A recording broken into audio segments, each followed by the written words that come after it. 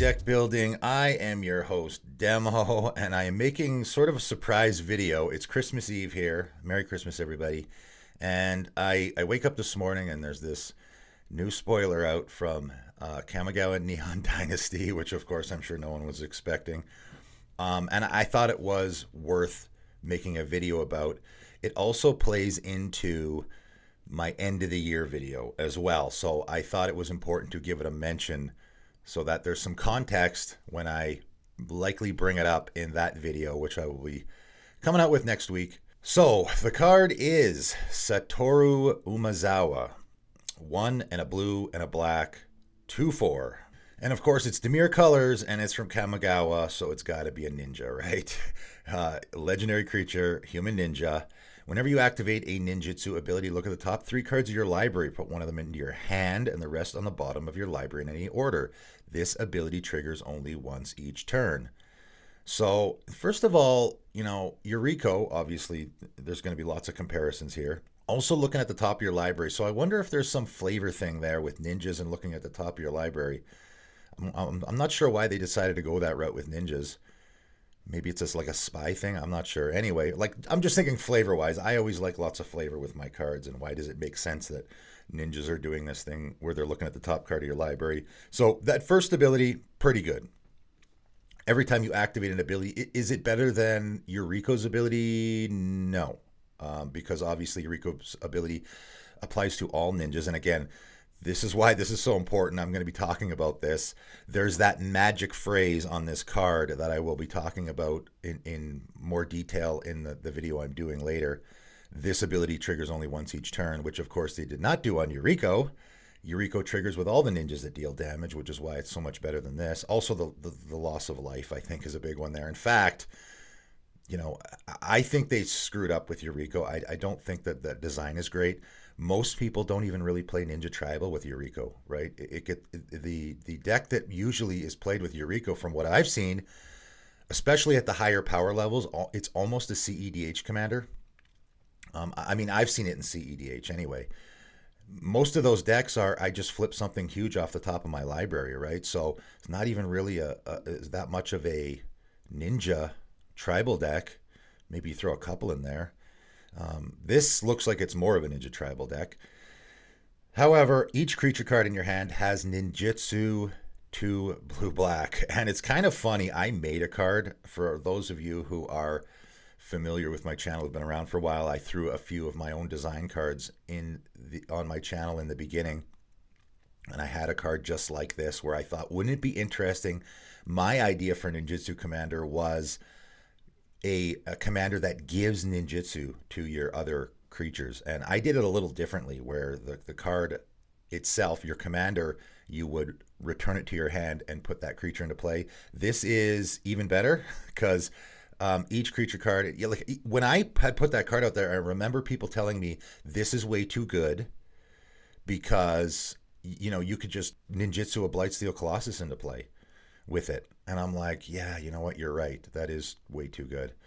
But that's exactly the case here. In fact, it's even worse because all the creatures in your hand, you can't just, with my design, you could only do it once.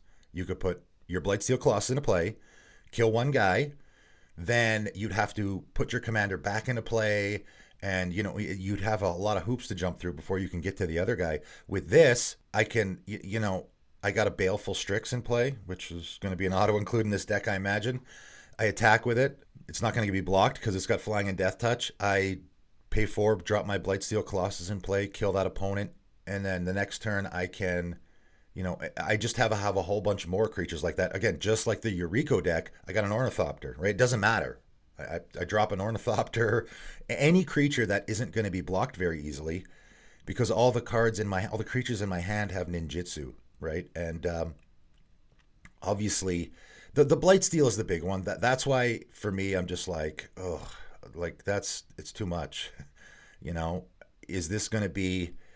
And what happens? And this is a cumulative effect. And again, I'm going to try not to get too much into my end of the year video here, but what happens is you make a ninja commander, you make your Rico, and it's too powerful. It's too good.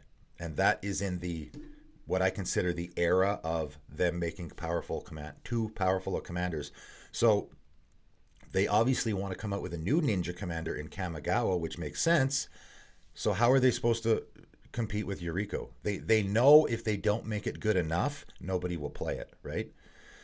If it's not as good as Yuriko, why would anyone play it? I mean, I would, because I like playing underwhelming commanders. Lots of other people do. This isn't as good as Yuriko, I don't think. It's still really good. You know, the 4 mana I put a Blightsteel Colossus in to play and kill my one of my opponents is pretty good. And for that reason, I think this card is going to get hated on a lot. And just like Yuriko, again, they tried to ramp up the power level here so that it could compete with Yuriko. And so for that reason, it's going to be just like Yuriko. Like, do people play Yuriko in a casual game? I never see it in a casual game. I think it's maybe too good to be in. Like, we're talking about ninja tribal commanders, and they're too good to be in a casual game. You know, are people going to want to see this card in a casual game? I don't know. You know, everyone is going to be fearing that I put a Blightsteel Colossus in play and kill you scenario, right?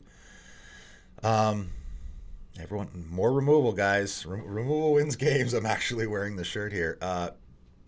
You're going to have to, every time you play against this commander, you're going to have that swords or that path in your hand, just in case, you know, that unblocked creature that they return and throw a Blightsteel Colossus in play and just straight up kill you. So, you know, again, the reason I'm talking about this now is because it's very relevant to what I'm doing in my end of the year video, where in my opinion, they made a commander that's too powerful. Yuriko is too powerful, in my opinion, to be a casual. I'm pretty sure Yuriko, when they made it, they were intending it to be a fun, casual ninja tribal commander, right? And that was actually printed in a commander set, and I'm quite certain they weren't intending it to be for CEDH. They went too far. They made it too good, and now they have to catch up. Right now they have to, and again, what I'm going to talk about is how I think that Wizards of the Coast is trying to course correct. The only problem is those commanders that they've already printed that are way too busted. They're not going anywhere. They're always going to exist. So when you come up with a new Ninja Tribal commander, what are you going to do? How are you going to make it so that it competes with Yuriko? This does, I think. Is it good as Yuriko? I mean, maybe not, but it's close. It's really, really good. It's really powerful. I mean, that first ability is pretty good, right? Put one of them into your hand, the rest of them, right? That's a good, being able to do that every turn is really good. Each creature card in your hand has ninjas. And again, I'm just using Blightsteel Colossus as the example, obviously, because you can one-shot your opponents with that. There's a lot. I mean, you could do the Eldrazi thing doesn't work as well because most of them have Annihilator or like, you know, attack triggers like Annihilator and whatnot. It's still putting a 10-10 or a 12-12 in play is still amazing. Some creature that has a really fantastic deal damage to your opponents trigger, there's lots of those out there. Or just putting a huge, amazing creature in play, right? Like a Razaketh. I put a Razaketh in play.